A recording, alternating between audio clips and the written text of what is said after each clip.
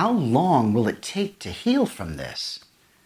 Hi, I'm Jeff Jackson, and I counsel people who've lost someone they love to suicide. Many suicide loss survivors want to know, how long will this take? How long can I expect to feel this way? And it's a fair question because you know instinctively that you can't go on forever in the emotional state you're currently in. The good news is that it will get easier over time if you do the work. And by work, I mean actively try to process your grief instead of hoping that time alone will heal it or ignoring it completely. The not so good news is that there's no simple answer to the question, how long will it take? Everyone is different. And a lot depends on how difficult and complicated your particular grief is. In my video, Suicide Grief is Different, I explain how our grief comes in multiple layers that make it more difficult than other types of grief. And the layers you need to work through are going to be unique to your circumstances. I can give you some general guidelines, but please take these with a grain of salt because, as I said, it's different for everyone.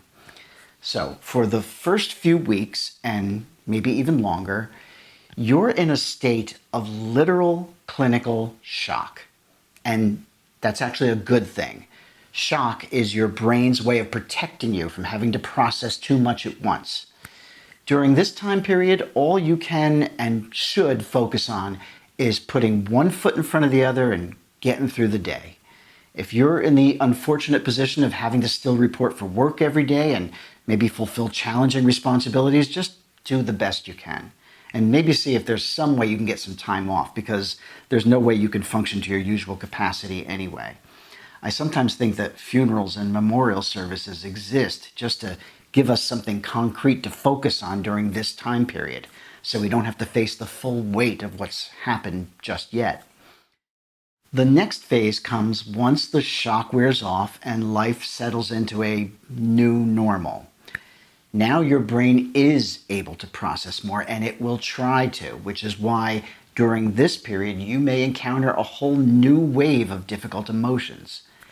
Now, it may also coincide with the time when everyone that you've been relying on for support is kind of ready to move on and resume their lives, whereas you're still in the thick of trying to process what's happened. That's why it's very important during this time period to have other kinds of help, like a support group or a therapist. The first year is always the toughest because it comes with so many firsts. In my video, The Calendar is Not Our Friend, I talk about how the first birthday, the first holiday, the first everything are always really tough, and I offer some ways to cope with them. At the end of the first year, you'll reach the anniversary of the day you lost them, and that's usually a really tough day, but it's also an important milestone. You made it through the first year.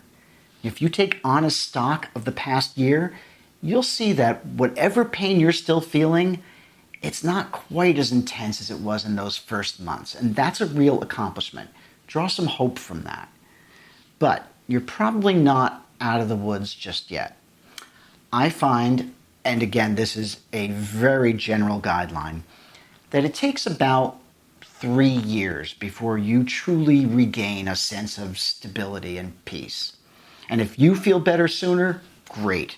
But if it's been more than 3 years for you and you still don't feel like yourself, that's okay too.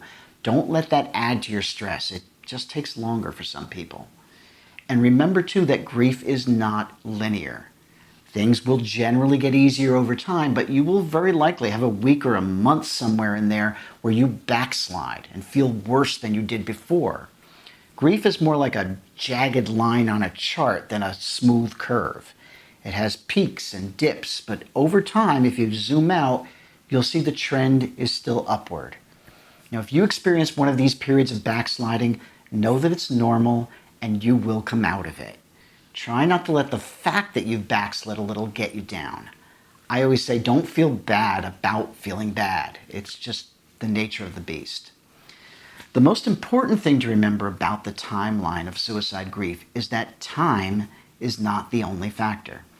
How effectively and diligently you work to process your grief plays a big part in your individual timeline of healing.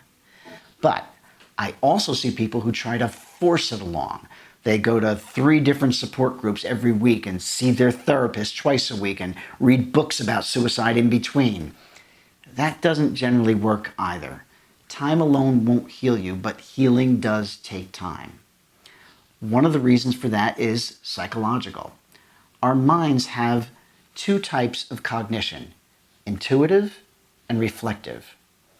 Intuitive cognition is the part of your brain that makes snap judgments, looks for quick answers and simple explanations. It's a necessary part of our evolutionary toolkit, but when you're grieving a suicide, it can lead you astray, telling you that it's somehow your fault or that they did it for reason X or reason Y. Reflective cognition is slower. That's the part of your mind that carefully processes information and gradually internalizes it. It's what allows reason and logic to take over, to truly absorb what I'm telling you in these videos, not just intellectually, but emotionally. But reflective cognition takes time to work, which is why your healing will take time. But you can heal from this. I promise you can. And I've created this video series to help you do it. So if you think this has helped you at all, follow or subscribe. I have a lot more to share with you. It's all on my website, makingsenseofsuicide.health.